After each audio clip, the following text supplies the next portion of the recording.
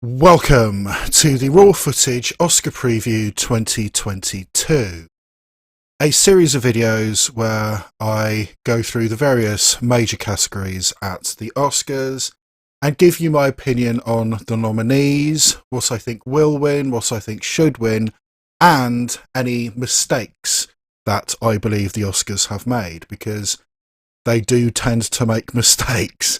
They do tend to go for the most obvious, most popular American-made films. So, in some small way, I am here to address the balance. And in this particular video, I will be addressing the original screenplay category. And, as ever, the list of eligible films, to give me a starting point, comes from goldderby.com, the website which specialises in predicting and giving odds to various award ceremonies, including the Oscars. My thinking behind this is that if a film showed up in a category on goldderby.com, it did have a chance, however remote, of actually getting an Oscar nomination. It's all well and good saying that some obscure film from Chile deserved an Oscar nomination, but that was never ever going to happen. So if it was on the Gold Derby list, it's eligible, and that's where I take my list from. This original screenplay category is actually the category I'm making a video about, which I changed the least. I think the Oscars mostly got this one right, with one notable exception. It is the sore thumb sticking out in so many of these videos. So, without further ado, let's get on with the nominees for Best Original Screenplay. Nominee. Don't Look Up, I believe, is a vitriolic and a biting satire on climate change. It also, unfortunately, turned into a brilliant film about the COVID generation as well, and particularly anti-vaxxers. But that's just the state of the world at the moment, and that is what Adam McKay is so interested in. Telling us bluntly and directly, and with very little filter, all the things which he thinks are wrong with the world, and making us laugh about it. And I believe he absolutely succeeded with Don't Look Up. Yes, it's blunt, but I personally think it's great. And I do think that Don't Look Up deserved this nomination for Best Original Screenplay. Nominee. King Richard is once again a film that I do not believe deserved an Oscar nomination in this category. The fact that three of the Williams sisters are executive producers on this film, I debate the value of making a film about Richard Williams in the first place, and making this film about Richard Williams, celebrating his life and appreciating his efforts, his uber-controlling directions that he took his daughters in, and notably his biological daughters, not his stepdaughters. I just don't think this film should be appreciated the way it has been. I have no idea if this is significant or not, but I do find it a little bit notable that of all the nominees in both the original and the adapted screenplay categories, this is the only one which doesn't have at least a partial writing credit by the director. Is that significant? I don't know, but I did find it notable, and regardless of anything else, I do not think that King Richard deserved this nomination, or basically any nominations, at this year's Oscars. Nominee. The Worst Person in the World is once again a demonstration that the Oscars, or rather I suppose the Academy at large, is much, much more willing than they once were to acknowledge foreign language films. I mean, yes, people like Almodovar have got screenplay nominations in the past, but it is becoming increasingly common, if not expected, that at least one foreign screenplay will make it into the list. And if any film was going to do it, then I think The Worst Person in the World absolutely deserved it. I think this is a brilliant and honest, a complicated viewpoint on what it is like to be a young woman in an industrialised Western country, exploring Norway and Norwegian culture and society through the eyes of talented filmmakers, director Joachim Trier and co-writer Eskil Vogt, who is also a talented director in his own right. He made the awesome film Blind a few years back, and Eskil Vogt actually has a new film coming out this year which looks fascinating, called The Innocents. So yeah, I'm really looking forward to that. But both Joachim Trier and Eskil Vogt are two very talented filmmakers. I love their work, and I particularly love the script for The Worst Person in the World, which has so much life, so much heart, so much drama to it, but the kind of real drama that real lives happen. And yes, the script for The Worst Person in the World is excellent, and I do think it deserves this Oscar nomination. Snubbed. Shiva Baby is the only alternative nomination I would have made. And honestly, I'm not 100% sure it should be classified in the original screenplay category, because writer-director Emma Seligman expanded it from her own short film. So technically, maybe it should have been an adapted screenplay, because that was the loophole that Whiplash slipped through in the past.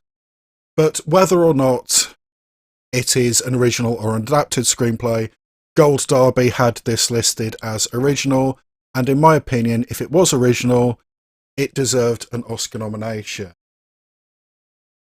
I described this film as Anxiety the movie.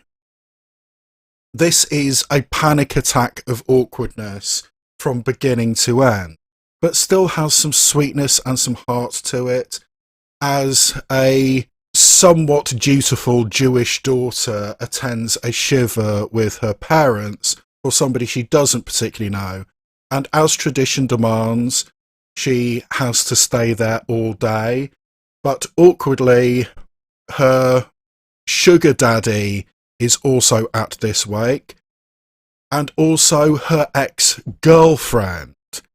I mean, she's basically out, but most people see it, oh, that was the girl she experimented with in high school, and now she's going to be a good Jewish wife and mother. But Rachel Sennett, the star of the film, doesn't necessarily think that's the direction her life is going. And all the interactions with hovering, overly intense parents and the overly intense Jewish community at large, it adds to the awkwardness of it. But with all the awkwardness and the tension, it's also a really sweet romance about these two young women who maybe do want to end up together. And the fact that they've randomly met each other at this shiva, and also the sugar daddy is there as well, has sparked something else. So yeah, Shiva Baby is definitely a film it would be very, very easy to overlook. But in my opinion, you shouldn't overlook it. I think it's a brilliant example of American independent filmmaking, and it's the type of film which should get Oscar nominated more often. And in my opinion, it deserved an Oscar nomination for Best Original Screenplay, if indeed that is the right category for it. But Gold Derby put it in that list, so that's where I am putting it. And for me, Shiva Baby deserved a nomination for Best Original Screenplay. Will win. What I think will win is Licorice Pizza, written by Paul Thomas Anderson. Paul Thomas Anderson, I do believe, is one of America's finest filmmakers, and he is on top form with Licorice Pizza, evoking in such a striking way a time and a place and an attitude for its young protagonists, evoking the San Fernando Valley of the 1970s, adjacent to the Hollywood system but not necessarily part of it, this age gap romance in a stage of life where you don't necessarily think about age gap romances with a 17-year-old kid and a 25-year-old woman, and trying to make a relationship work. Do you even want to make a relationship work? Are you, quote unquote, too grown up to still be hanging around with this wheeler dealer, hustler teenager? And does it even matter? I mean, the evocation of a time and a place and an attitude is brilliant. And it also has the great comedic interlude with Bradley Cooper. I mean, I'm really, really glad that Bradley Cooper didn't get a Best Supporting Actor nomination. But nevertheless, his entry into this film is a joy to behold, even though the real-life person that Bradley Cooper is portraying seems to be a total bastard even today. But regardless of that, the film as a whole has all these attitudes to it. You know, the adjacent nature of fame, growing up in California, feeling you need to grow up but not necessarily being ready to, and making poor decisions because that's what young people do. And maybe if you make poor decisions, that's actually what you really, really want to do, and maybe it will end up for the best anyway.